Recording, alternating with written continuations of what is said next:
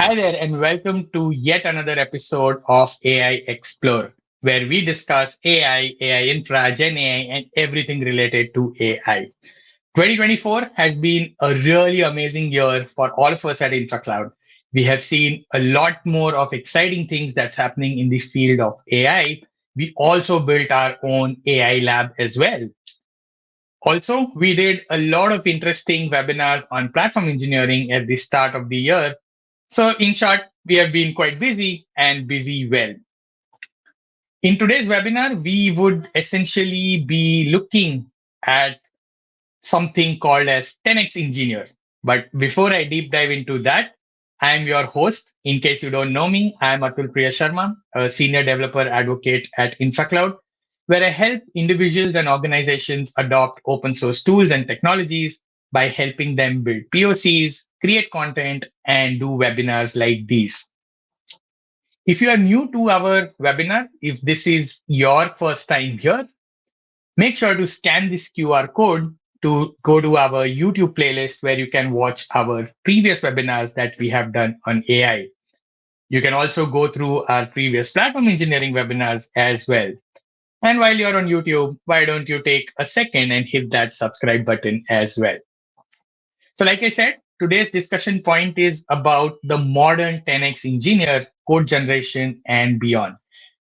And by 10x engineer, none of us here today mean that you need to spend 10x hours more in your current work. The 10x engineer is definitely a superhero. We'll get more into that.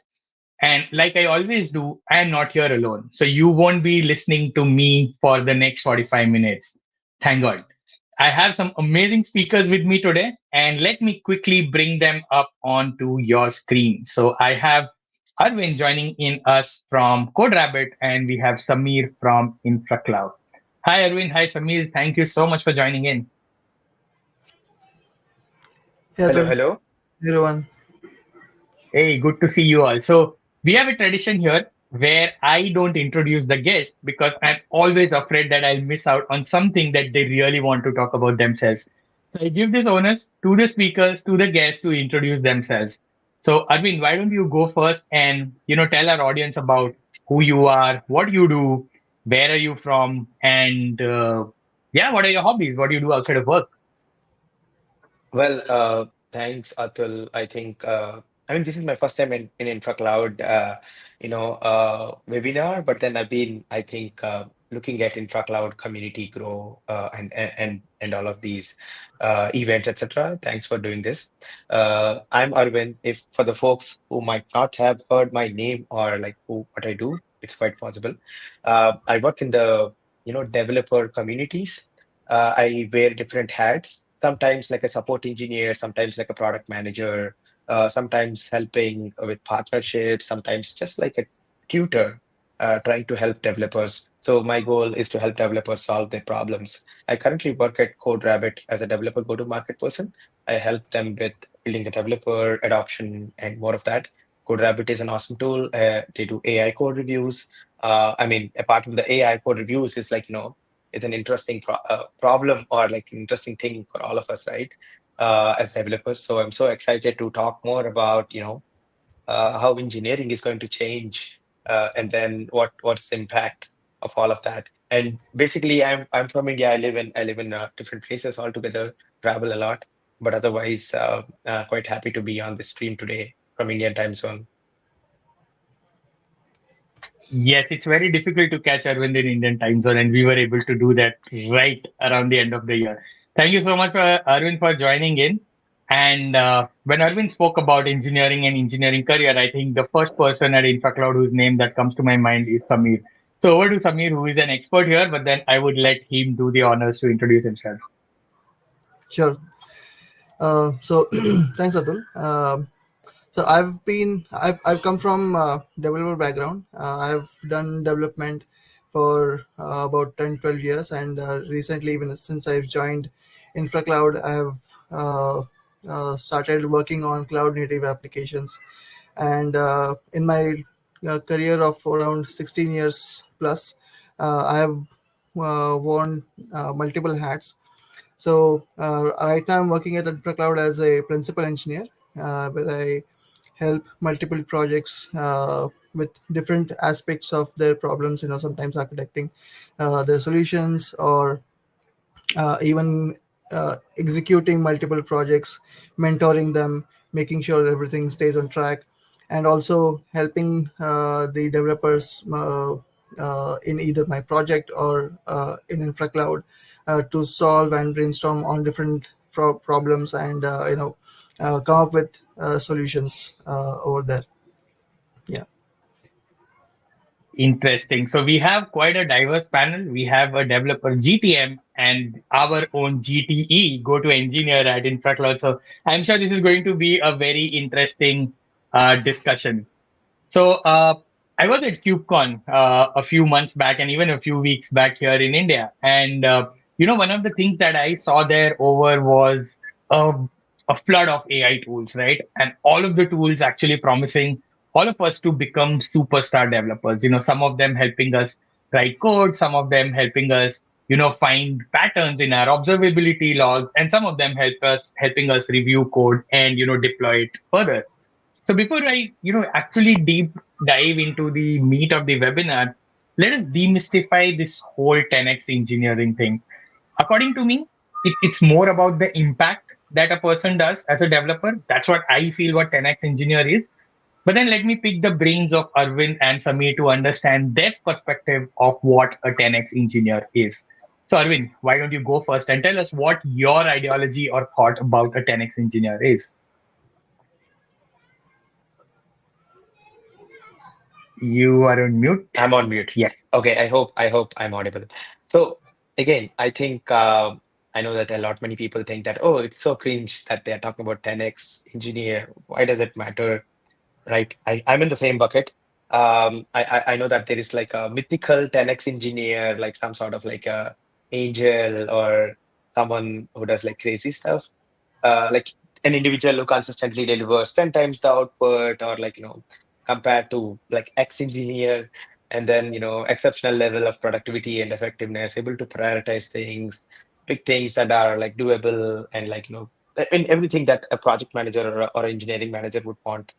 uh, but I think, like, end of the day, I think this is what we are all thinking about. But I would always look at a 10x engineer is someone who could see the bug or the pattern or a code smell from very far, and who could imagine what could go wrong if we follow this pattern, or if you dive down this sort of, like, allocating a memory or delocating a memory, or like probably making a call to a specific API, or handling concurrent users in a specific method, right? I think these are people who could probably tell us like how to really make programming an art, and not just a science or a rule engine system. So I would say more of that area. And then these are 10x engineers who live around us. Like they maybe it's specific to a project, specific to a client, sometimes more specific to, like, a sector. It depends on where they work. But right now, that level is like, equalized.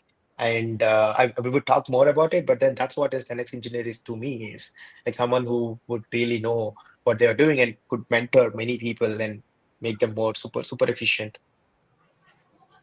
Interesting. I think on a lighter note, what Arvind tried to say was that while a 10x engineer is writing the code, they can look at the semicolon and say that, okay, this is going to, fail in production. So that's a lighter take. But yeah, I agree. Someone who can actually smell, issues like you said, or identify interesting patterns of things, that are happening around. I think that's a good way to put a 10x engineer.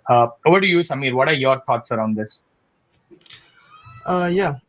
So, uh, like you guys were mentioning, right? 10x engineer, the mythical 10x engineer.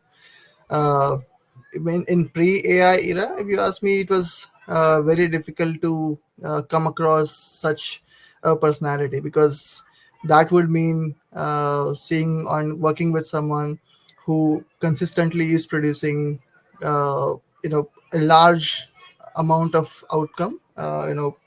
Whether you would call it a 10x or a few x or not, that depends, of course, on your lens. But the person is supposed to be working very hard, and getting output in a short time for a very large amount, and that was very rare to come by. But with the advent of AI, this definition itself has changed, because a lot of things that that person would get done in short amount of time because of either its skill level or his knowledge, uh, those things you uh, can get very easily out of AI. So with the advent of AI, uh, uh, this definition of 10x engineer has evolved a bit. So uh, now, if you want to be a 10x engineer, there are a few things that you have to uh, understand first, and then make sure you work towards achieving those. And then definitely, many of us, or even all of us, can become get to that 10x engineer persona. So some of those could be, first of all, you absolutely have to have mastery over AI powered tools. Okay, because that is how you increase your productivity by multifold. But that itself is not enough. You also have to have a problem solving and innovative uh, mind that you have to develop.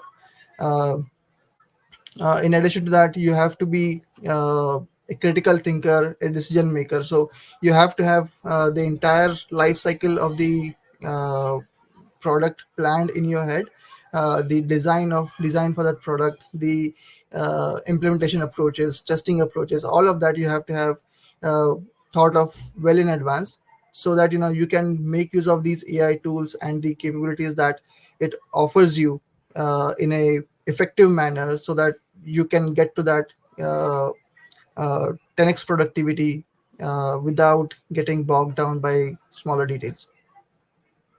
Interesting. I think Samir has given us an all-round, definition of a 10x engineer who is supposed to be all-round, right? Be it a critical thinker or be good at development, identifying patterns.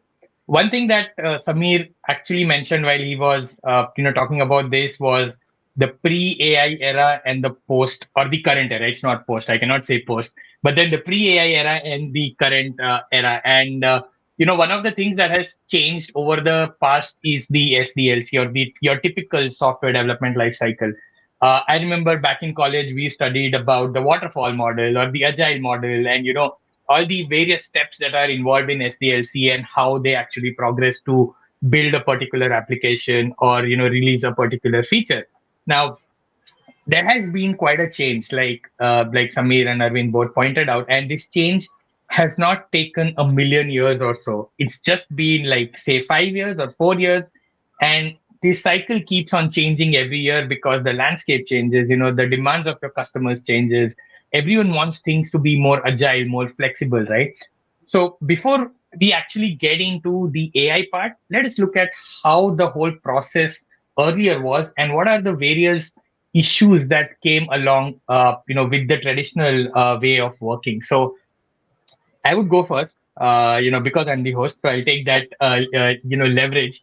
So I have been a tester for a large part of my career initially, and one of the major hurdles that I used to face during the, pre-AI era, if I can use that word, was always around the quality. Every time I used to get a build or a feature shipped from my developer, either the unit test was, missing, or some feature that they ignored while testing, and something that was not implemented, and it was probably not in line with what the story was supposed to be, right?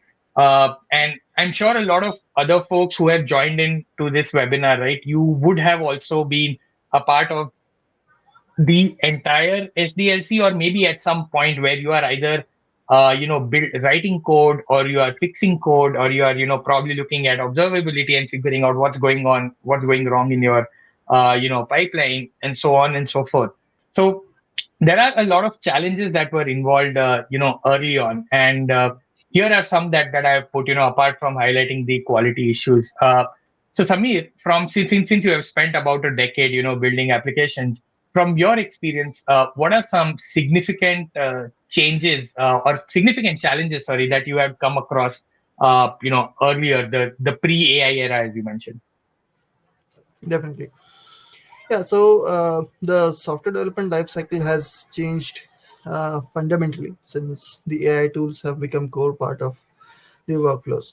So before, so much of the process in the SDLC relied on manual effort. So like uh, uh, the development, which is the large part of your SDLC, most of it used to spend on writing boilerplate code or writing, managing and writing repetitive tasks, troubleshooting issues, and that too after they surfaced. Uh, Now that led to inconsistent quality as well, because even when it comes to reviews, it largely depended on the individual's either capabilities, his skills, and of course, the available uh, bandwidth, depending on the situation or the the timing in which you are in the SDLC for releasing your product. Uh, uh, so this was a mostly reactive process, where the problems used to be identified quite late, and then fixing those would take a large amount of time, uh, as opposed to if they were identified before. And what this used to lead to was to having the uh, best practices tasks, for example, writing a proper documentation, writing sufficient amount of unit tests, or even small tasks like maintaining and writing good commit messages. So these kind of tasks, they used to take a backseat.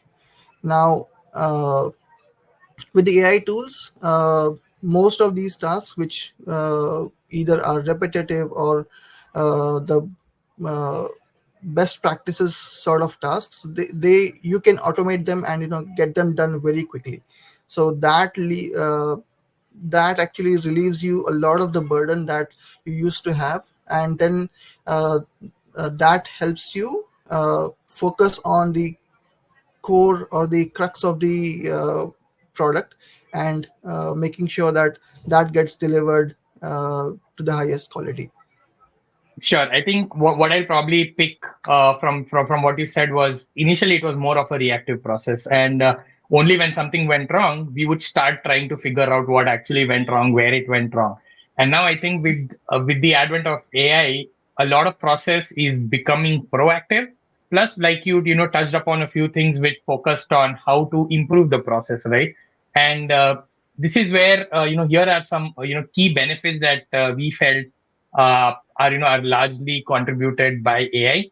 But then, Arvind, what are your thoughts on terms of the various pain points that AI can help solve when it comes to a traditional SDLC? So, what are some pain points that AI solves?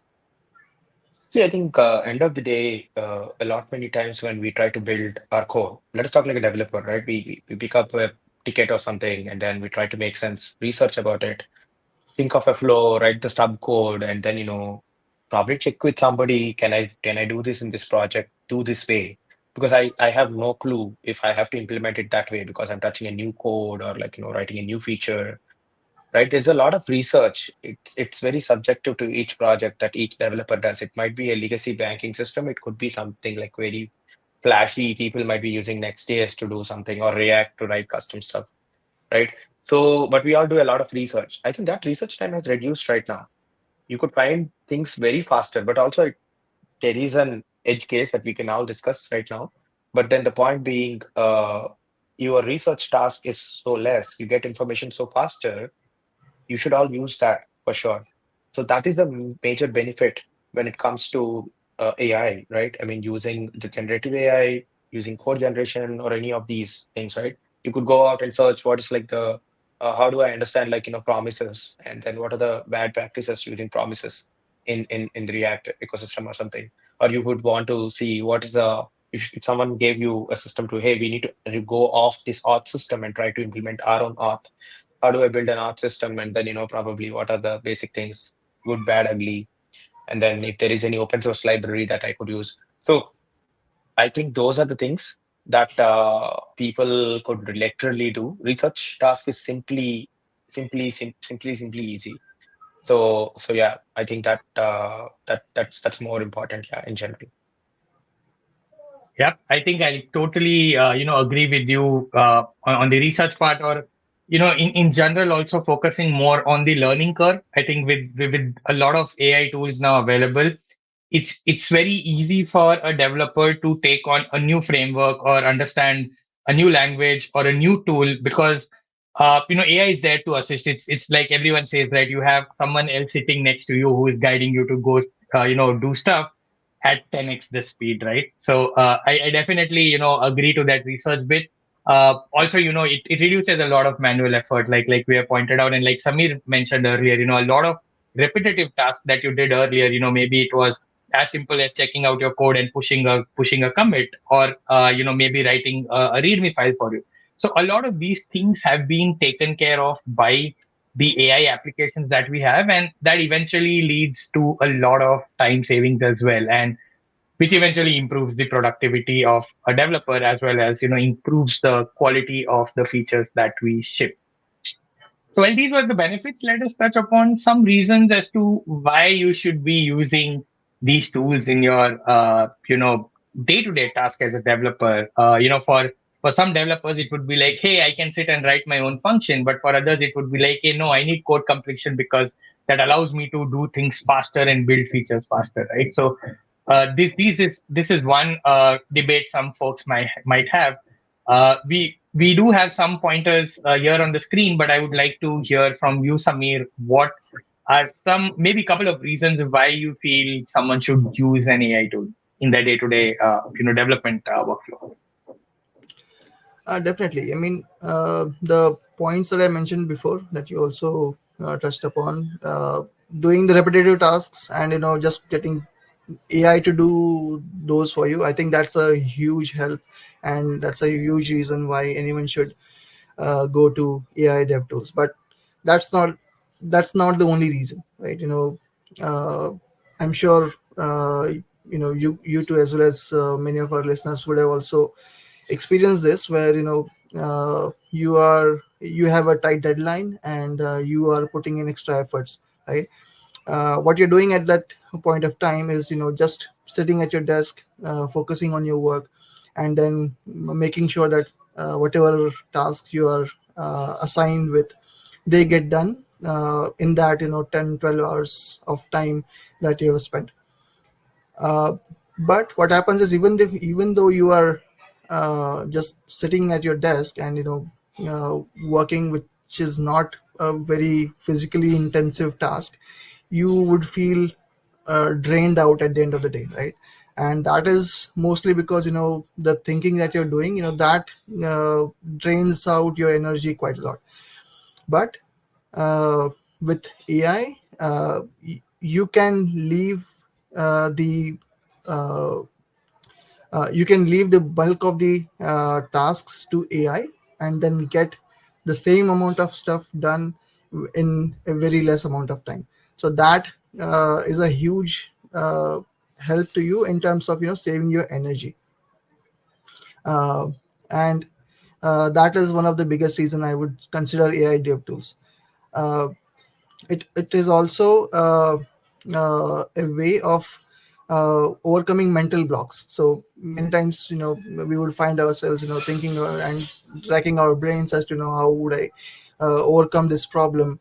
It could be writing a complex algorithm for the uh, feature that you're implementing, or it could be even something as small as right, making sure that the tests that you're writing work, right? So any of these tasks, if you are having a mental block, AI can come and help you to suggest different things, different approaches, and just speed along the overcoming those blocks. So those are the few of the biggest reasons, in my opinion.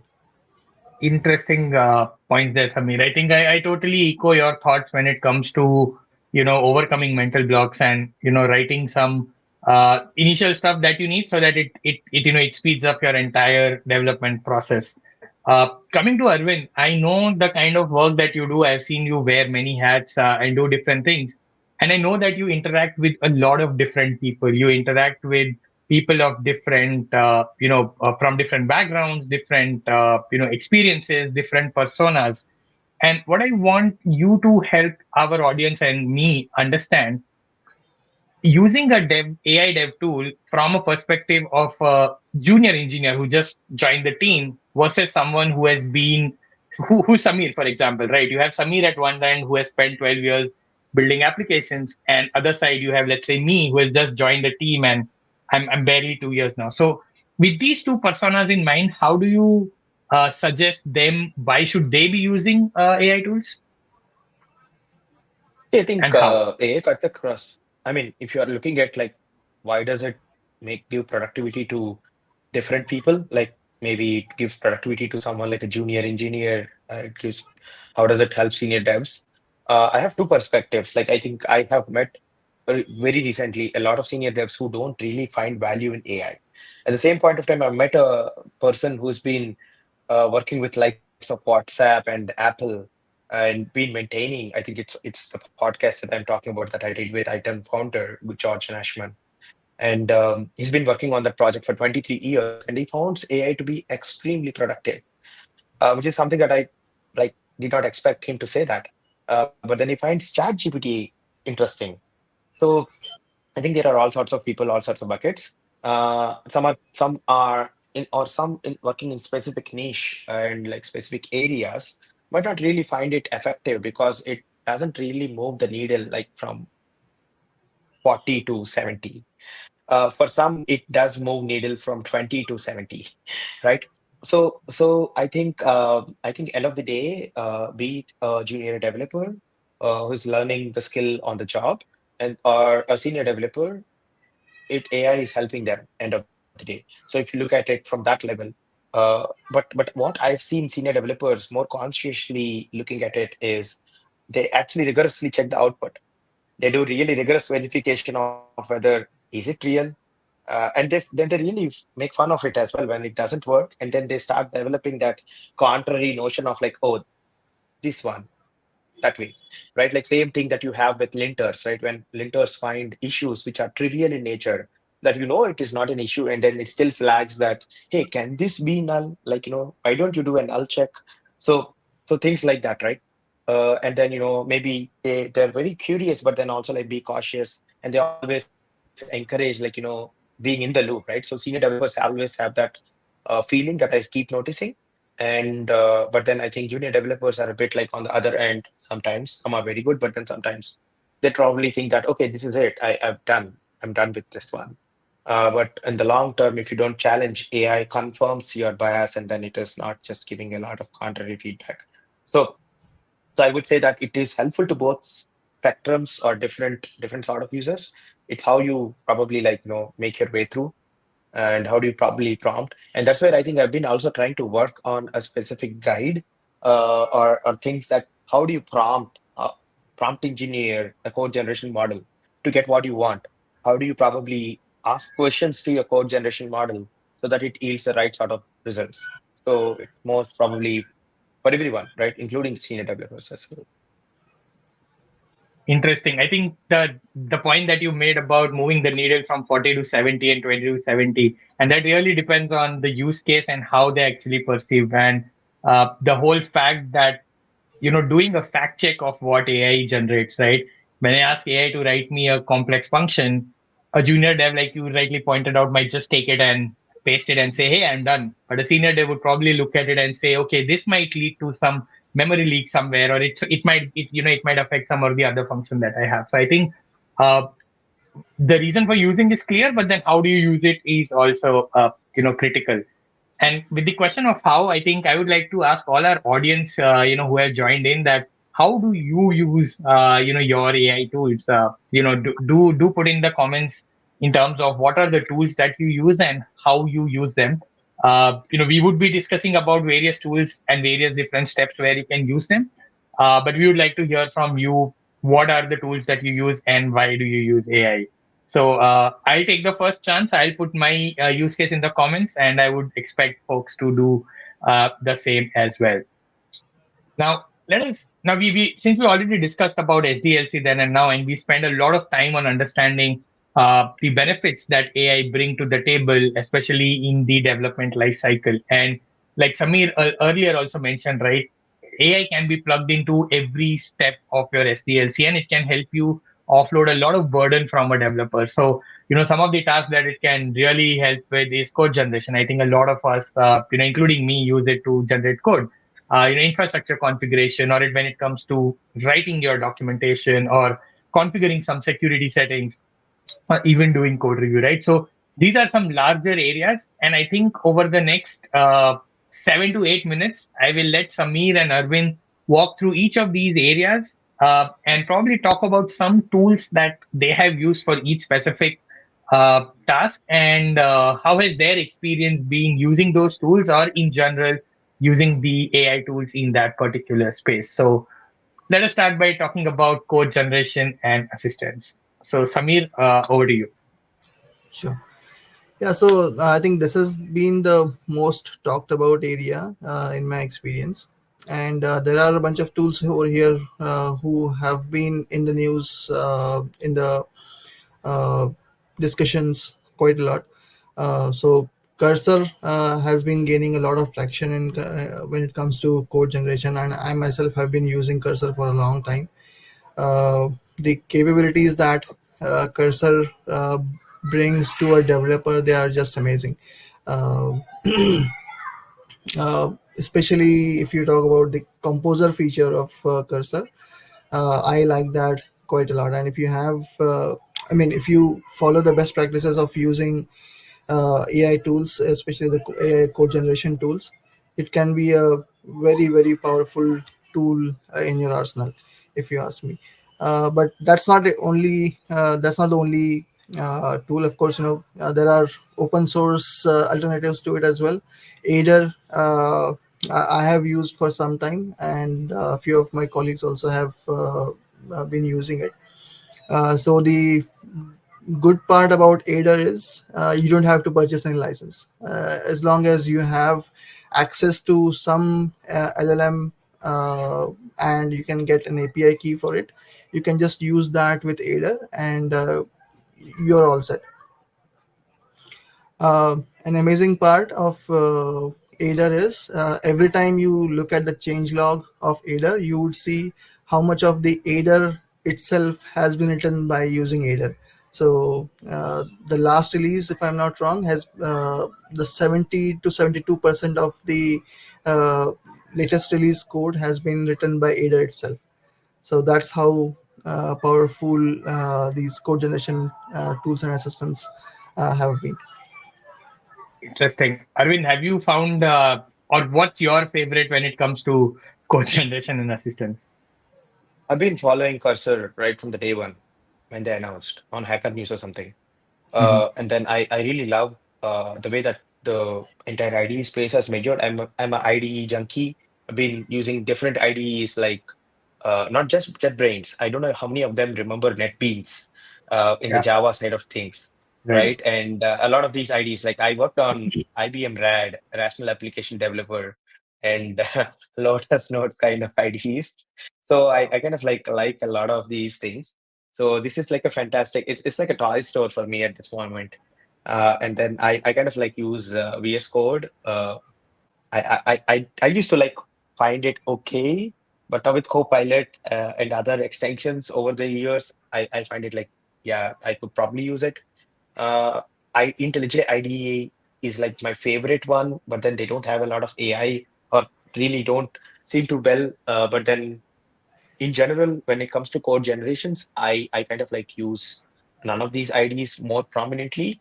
I probably use it for stub coding, like just to generate that boilerplate, and probably get it reviewed by CodeRabbit or something to just see if there are any issues.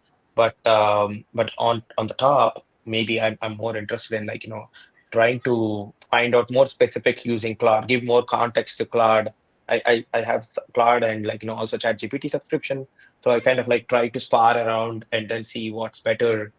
Is it better like for example, I kind of like generated a code using Cursor, and then it's not just Cursor's fault in general. Like it generated more super buggy code, the code that would probably go in a linear fashion to go and get the list items from an API, right? It's a service like GitHub, and then I just asked, can you do it better? And then it suggested a much better way of like using threads and like but if I don't ask, right, these IDEs would give me something that I probably don't. So I think like IDE is like a hammer, and and your problem is your nail. So I kind of like find it very exciting, but then also like the methods. So agentic experience is something that I'm really interested in. So both Cursor and Windsurf and another IDE from Codium are like really into it. There are so many IDEs now. Every day there is a new IDE. So I think I'm more excited at least like trying out a couple of them and then see which one has more agentic experience. But then end of the day, not just because I work for CodeRabbit, but in general, like, it's good to get it reviewed, to have an alternative perspective of like what things go wrong. Yep, I think so. All these IDE companies are keeping Arvind on his toes with a new IDE coming every day. Arvind is always on his toes to try out what's happening new. Talking about new, I think GitHub Copilot yesterday they just released a free plan. If you for a certain number of prompts and certain number of minutes with VS Code. So yeah, if you're using that, you have a good option with you. Moving on to documentation. Yes, Amit, take us through on what are your tools that you have used.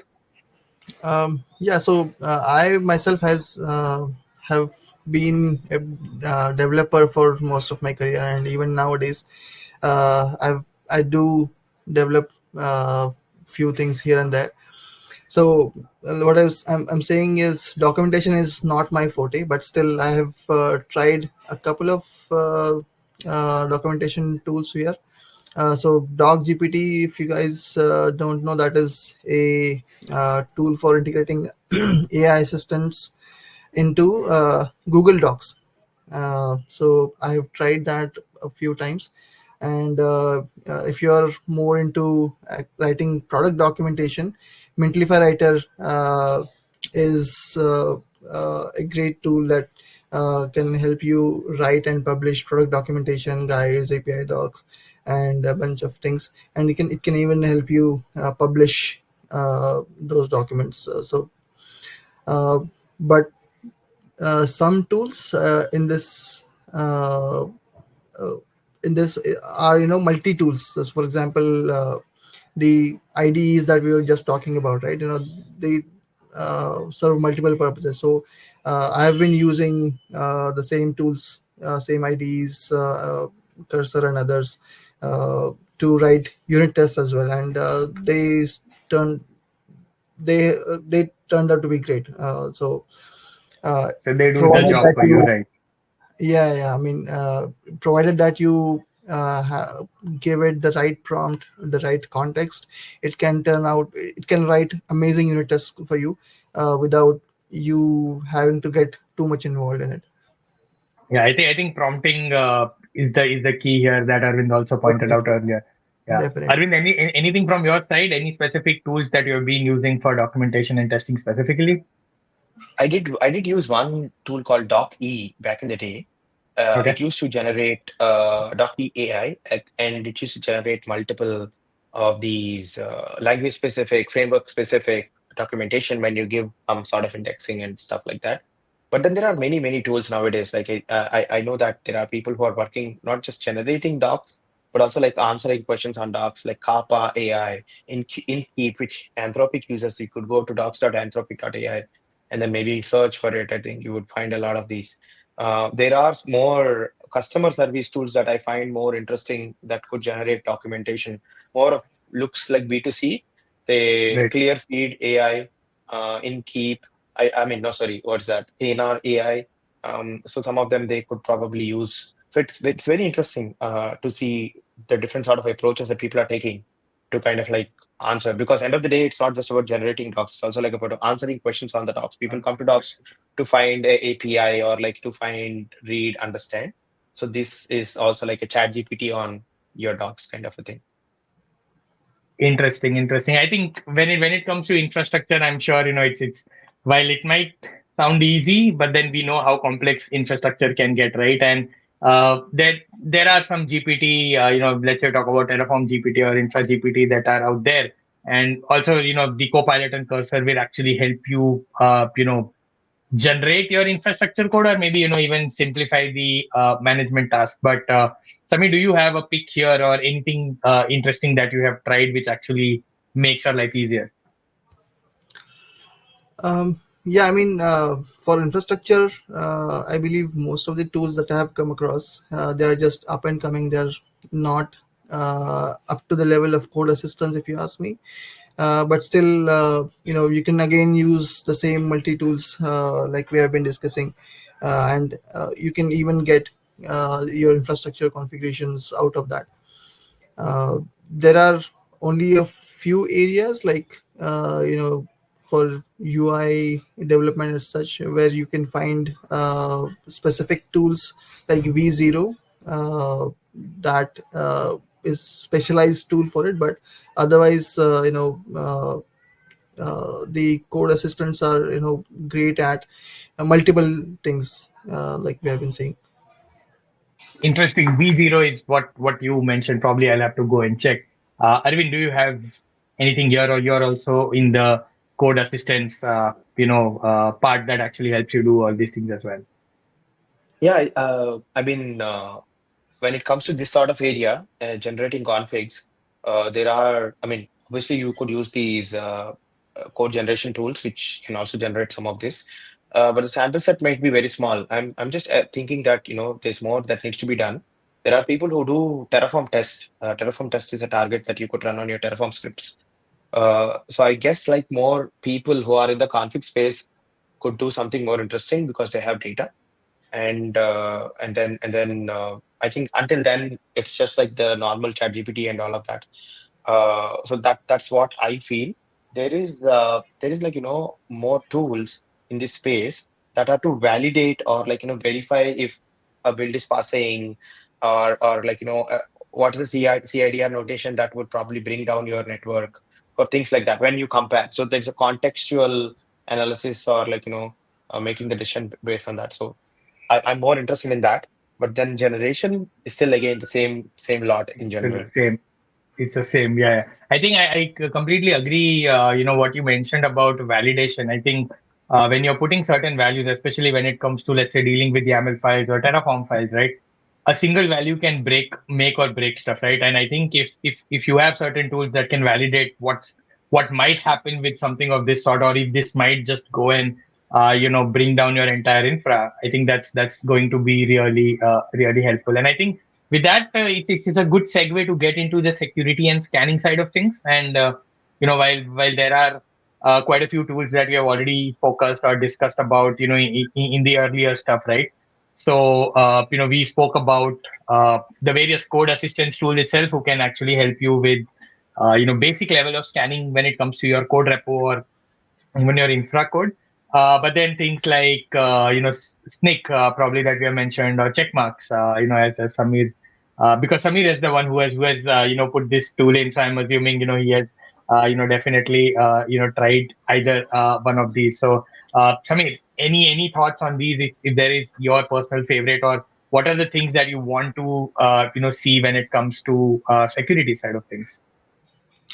Yeah, so for security, there is a these tools, Sneak or check marks. They are primarily SAST tools, that is static application security testing, and Sneak is now powered by Deep Code AI. So that helps you do a much deeper SAST of the code, that is static application security testing. And checkmarks AI, I haven't tried myself, but I've seen some posts about it which are very promising. Yeah. Interesting. So check marks is something that Samir is going to be, giving it a try. So moving on to the code review and quality, which is again very close to me because I started as a manual tester, rolled up into an automation tester. So quality has been something that just comes to me, and I don't know if it's right, but I have an eye for bugs and eye for details, sort of. So, I do agree that a lot of this actually helps you improve the quality, because they have a lot of huge data set provided where they can help us actually improve our code, review our code, and things like with that. So, I think this brings me to the essence that the code quality is extremely important, and that is one major area where AI can actually help reach the productivity that you want as well as the quality that you want. And I would probably hand it over to Arvind to discuss more on this side of things, because he has been working in this space for quite some time now, and I think he would be the right person to tell us on the trends that he has seen and how we can we can work with various tools to improve the quality. Yeah, I think if you don't mind, I think like maybe can I start showing the screen and then like sharing more information about like what I think about this specific case and like show an example more interestingly. So that would come Ab- in, that would tell the value a bit better. Okay. Absolutely, yeah. So I just go down and get your screen up, and meanwhile we have Gautam saying how does he uses ChatGPT. Oh, so by the time we have Arvind's screen coming up, let us see what Gautam has to say. So Gautam says he uses ChatGPT 01 to solve complex problems, understanding insights of tools, how they work, efficient code generation, troubleshooting code, improve code with less interactions mostly. Yeah, so that's a very powerful yet very useful use case that you're doing. And then we have Sunil who mentioned about Terraform GPT that he is using for his Terraform files. And now let us get back to what Arvind has to show us. Yeah, I mean, just like maybe 2 minutes Yeah, I would take to showcase what it is. So I have this a specific app that is fully generated from Cursor, and I don't have a single. I think I all prompted it and probably nudged it to do something. This is- as the name suggests, like this is not like username validated. What I want to do is like get all the stars, the repositories. We all have stars, right? We press on like star button maybe like multiple times a day, if not at least like 10 times a month, right? At least. So all of us have these stars stored somewhere. And there's nice lists also that GitHub has provided that you could probably call, segregate into different categories. But end of the day, we are all like lazy people. Developers are lazy. So if we just start it, we probably not even have created, even if we have created something that we piques interest and then we want to work on it later, but we never do it, right? We don't look at like a organized method, like unless there is a project manager doing it. But end of the day, they generated this fully. So that's why you see username validator instead of like star categorizer or something like that. And like here, I could probably give Arvind Putrevu just the username, and it will get me all the stars. I'm not going to demo this project; like it's properly working. But then I raised this. This is like a report that you could find automatically on Star Categorizer. And then what I did is like I kind of like raised a PR because I just want to understand. I wrote the basic stub code and then I made some small changes and see if there is any issues in this without doing anything. If I used AI and then get it reviewed by AI, like using LLM or AI as a judge for another AI. And then remember, like CodeRabbit is more reasoned. It also does all these linters and more interesting stuff that you could all check by yourself using docs. But then ideally, like it does all of this, like walkthroughs and things like that. Like, see, currently I have a sample app, I have a GitHub form component, I have like an API that kind of that sends the data, brings the data from the GitHub, and then I send it to Anthropic, Claude for categorizing them, and then I send it to the display to display all of that. Right? That's how the entire thing, and there is like whatever I have changed and what components I have added.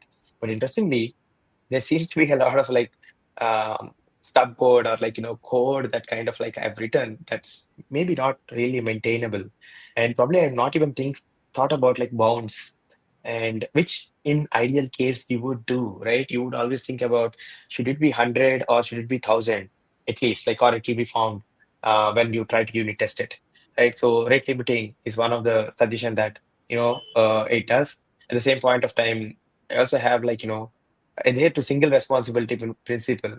Like maybe I'm sending like mixing two things, and probably not handling the response well in general, right?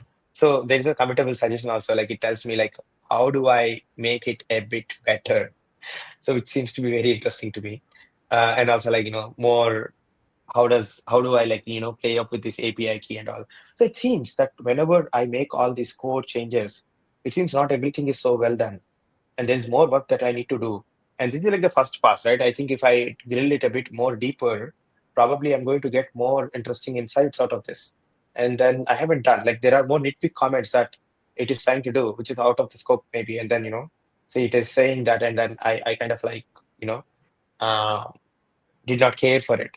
But I also have a chill profile, like, which says that, make it very simple. Don't try to make it more aggressive and don't try to nitpick.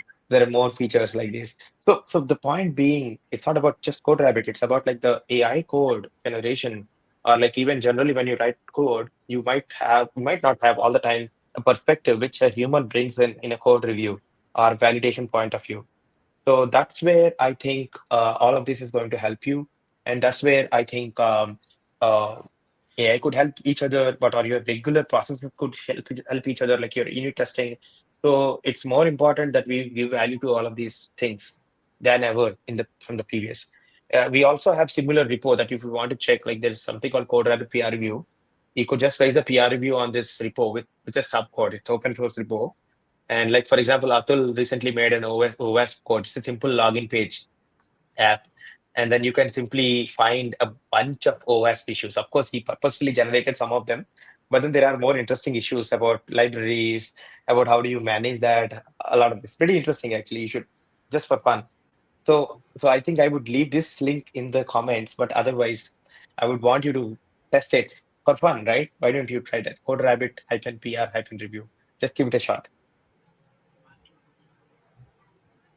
Thank you so much, Arvind, for that. And what we just witnessed was a very cool yet insightful intro to CodeRabbit. And I've been fortunate enough to give it a try, to give it a shot. And, it has been quite interesting. Arvind has shared a link for that as well, the PR reviewer that we have.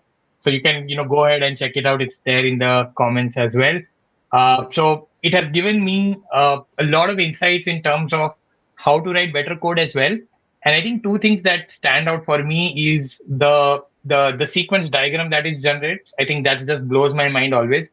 I create an application with multiple files, with multiple modules, different classes, and just raise a PR and it's there. It tells me that, okay, hey, this function is interacting with this particular actor and this is what it's doing. So I think it gives me a real good, overview of it. And then secondly, I think it's very configurable. So I've been pointed out at one place that he has given the review profile to be chill. And, that's where you can play around and configure the whole, review process. If you think, you are a Superman and you can take every, possible comment that can come, just change the profile from chill and then you will get the real answer of how an actual, code review actually takes place. So do check it out. It's been a fun tool that I have used, and I think now it's fair enough that we have spoke about a lot of tools, a lot of processes where different tools can be used, different areas. We heard from users how they are using various tools. It's important to understand the pitfalls of this, because when there are a lot of people talking about tools, I'm sure that a lot of people who joined the webinar today got to know about a lot of tools. And if I'm not wrong, maybe 90% of those people will actually just go there and just Google that tool, configure it, and start using it without probably giving a heed on how things happen or how it works. So I think it's important to understand or discuss what are the common pitfalls that occur when people adopt AI tools, and then what are the best practices to avoid them. So there are a few points here, but then Arvind, what are your thoughts on some pitfalls that people actually get into when they are adopting new tools? I think I would still want to say that, please think like cross question think it like a legal drama, right? When you ask a prompt and then like it gives you a code or something, especially with code, right? Or any configuration or anything that you're generating, even docs, right? Even if you're trying to verify some normal information, try to cross check, are you sure? Or like, does it solve this? So that's that sort of like cross verification and reasoning it with is very important. AI confirms your bias. It's very important statement. Like, it confirms it adds a plus one to you. And then just remember that, you might not want to do that over and over. And then, and it also like, probably gives you what it can do in like the limited set of thing. If you have perfected a prompt and asked something really interesting, then I think, like, it's a different challenge altogether. But otherwise, most of the times we just ask like, questions like, can you generate a palindrome? And then it generates a palindrome code. So, but we know that we don't ask or ask some more complex, right? So just remember, like all the points that are on slide, we all discuss and we put it together. So just remember that, while all of them are important, that's the major one: blind trust, proper products. It gives you a lot of adrenaline rush to code with AI, and I've been experiencing it like for the past 1 year, and I kind of like couldn't ask for more. Yeah, I think I've fallen into this trap. Talk about premature jump to development. I've been there. Like, hey, quickly generate something and I directly use it. Or you talk about spaghetti code that we used here, because my role, I usually am spending time writing, building different use cases, different applications, and very often I don't actually look at things, or maybe I didn't used to look at things. Now I definitely do a careful consideration, but then back in the day, it used to be like, okay, hey, build me a login page and just get done over with it. Now, how do you avoid this pitfall? So, Samir, would you want to give some few tips, your few quick, handy tips that people can take back and to avoid such common pitfalls? Sure.